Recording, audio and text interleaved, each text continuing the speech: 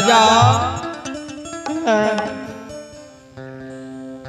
ई बात तो भगवान जाने, लेकिन ई बात हम सत्य बतावे छिया ये ई बेटा कब कखन तोरा घर से पराया भाजे त राजा ई बात परमात्मा के ठाकुर जी के हाथ में छ। यदि राजा ई बेटा तहर कहे मर भी जाता, हे हो राजा धीरज धा के रही हो। राजा यदि ए बेटा के तू कहीं गाड़ देव फेंक देव राजा हो, जहिया बेनी याद सखुआ से पररी राजा बेनी बाबा धर्मराज के सेवक जय दिना सखुआ से पररी राजा आ रही मोरा लो।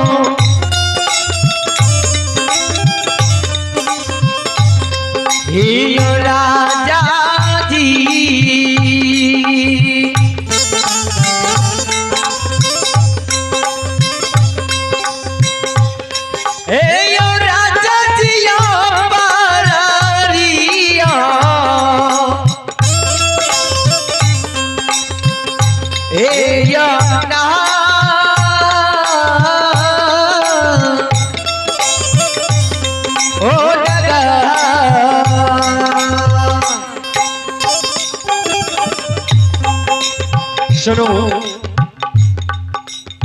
ध्यान देवे राजा रानी भगवान पर सुरता राखी हो, जरूर परमात्मा तोरा मरल बेटा के जीवित क्या देता। राजा पररी नगरी भगवान पर आशा विश्वास लगा के राखियो। चलो समय भी 11:30 बज गए। अब हम बाबू मास्टर साहब बाजे का मौका दियो, ध्यान से सुनियो। आग्रह करब जे यज्ञकर्ता बाबू से ये 10 मिनट में अपने अब मंडली देके कृपा करवे अने इनको सब पंजियारो बाबू सब के किछ भोजन के अब जरूरत है ते 11:30 बज गेली और 10 मिनट के बाद मंडली देके कृपा करवे। चलो हमार बड़ा भाई सुजो बाबू बड़ा भाई सुजो पंजियार ग्राम खोपैती अब धर्म पंडाल में अपने उपस्थित होबियो। आग्रह करबे अपने से जे आब धर्म पंडाल में उपस्थित होके कृपा करबे।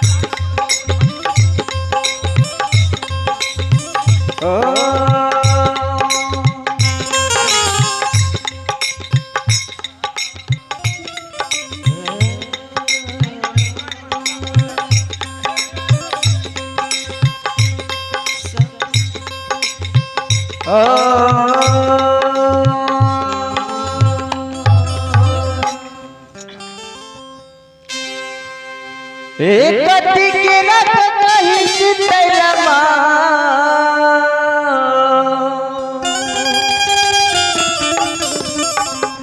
हो कति के रापति हा कति ये बैसाल से पकिया कति ये बैसाल से पकिया चिड़ै नामी होके कति ये बैसाल से पकिया चिड़ै नामी होके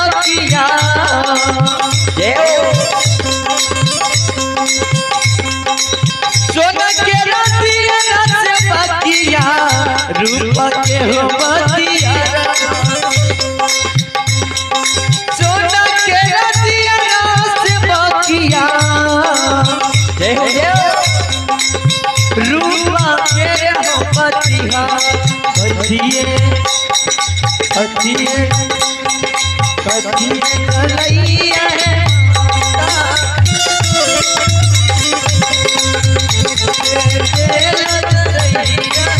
सारी सारी है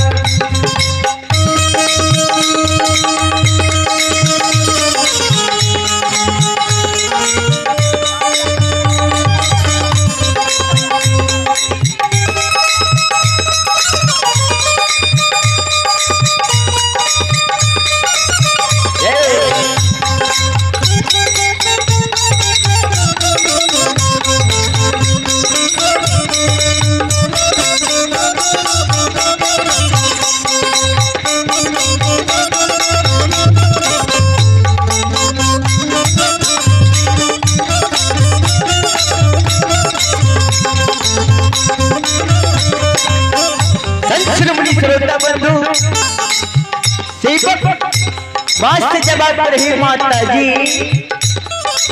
कथी की रातिया राज्य कथी ये साड़ी तेल जड़ल छै संश्रमणी श्रोता बंधु सरस के दिल बगहिला मां अहो रूपा सुतपतिया है सरस के दिल बगहिला मधिया बैसाल से बतिया मधिया बैसाल से बतिया चिड़ै नमी होके मधिया बैसाल से बतिया चिड़ै नमी होके